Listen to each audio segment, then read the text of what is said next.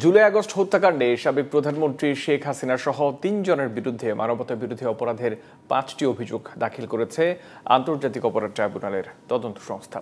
সোমবার chief prosecutor কার্যালয়ে তদন্ত সংস্থার কর্মকর্তারা এই প্রতিবেদন দাখিল করেন। এতে জুলাই আগস্ট হত্যাকাণ্ডের উস্কানিদাতা ও নির্দেশদাতা হিসেবে শেখ হাসিনার বিরুদ্ধে অভিযোগ আনা হয়েছে।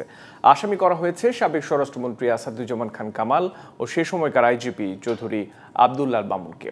শেখ হাসিনার বিরুদ্ধে মানবতা বিরোধী অপরাধের বিপুল পরিমাণ তথ্য প্রমাণ আছে বলে জানান চিফ প্রসিকিউটর তাজুল ইসলাম। সাইদুল ইসলামের রিপোর্ট। জুলাই আগস্ট ছাত্র জনতার আন্দোলনের সময় যেসব হত্যাকাণ্ড হয়েছে, সরকার প্রধান হিসেবে তার মূল দায় শেখ হাসিনার। তাই শেখ হাসিনার বিরুদ্ধে তদন্তকে প্রাধান্য দিয়েই কাজ শুরু করে ট্রাইব্যুনালের তদন্ত সংস্থা।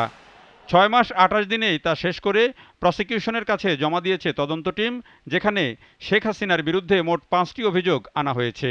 সংবাদ সম্মেলনে চিফ প্রসিকিউটর তাজুল ইসলাম 5টি অভিযোগের মধ্যে উস্কানি ও নির্দেশের 2টি অভিযোগ প্রকাশ করলেও বাকি 3টি অভিযোগ এখন প্রকাশ করা হবে না বলে জানান গণমাধ্যমকে।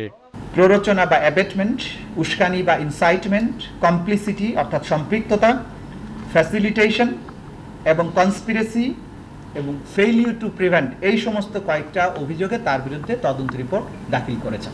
14 জুলাই তারিখে সংবাদ সম্মেলনের মাধ্যমে আন্দোলনরত শিক্ষার্থীদেরকে রাজাকারের বাচ্চা, রাজাকারের নাতিপুতি, রাজাকার এইসব বলেছিলেন এবং বলার মাধ্যমে তাদের বিরুদ্ধে যে মানবতা বিরোধী অপরাধ, তাদের বিরুদ্ধে রাষ্ট্রীয় বাহিনীগুলোকে, আইন শৃঙ্খলা রক্ষাকারী বাহিনী এবং বিভিন্ন বাহিনী, গোয়েন্দা সংস্থা, তাদেরকে লেলিয়ে দেওয়া হয়েছিল। মামলায় কতজনকে সাক্ষী করা হয়েছে তাও এখন প্রকাশ করা যাবে না বলে জানান চিফ প্রসিকিউটর।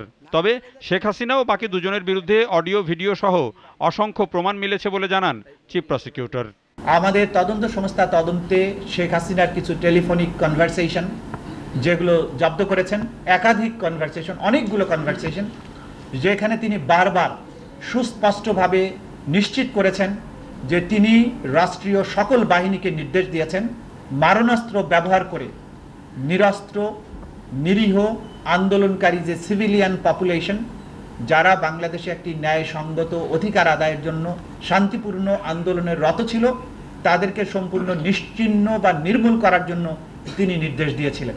জুলাই আগস্টের হত্যাকাণ্ডকে গণমাধ্যম সহ অনেকেই গণহত্যা বলে উল্লেখ করলেও আইন অনুসারে এটি মানবতা বিরোধী অপরাধ, গণহত্যা নয় বলেও স্পষ্ট করেন চিফ প্রসিকিউটর। আইনে অপরাধ হিসাবে জেনোসাইড যে জিনিসটা সংজ্ঞায়িত আছে, সেটা হওয়ার জন্য সার্টেন ক্রাইটেরিয়া ফুলফিল করতে হয়। বাংলাদেশে মাস কিলিং হয়েছে, ব্যাপক ভিত্তিক হত্যাকাণ্ড হয়েছে, 1,500-এর উপরে মানুষকে মারা হয়েছে। এটা ম্যাসাকার, এটা ব্যাপক হারে হত্যা, মার্ডার, কিন্তু ইট ইজ নট জেনোসাইড। প্রয়োজনীয় পরীক্ষা নিরীক্ষার পর অল্প সময়ের মধ্যেই আনুষ্ঠানিক অভিযোগ দাখিল করা হবে।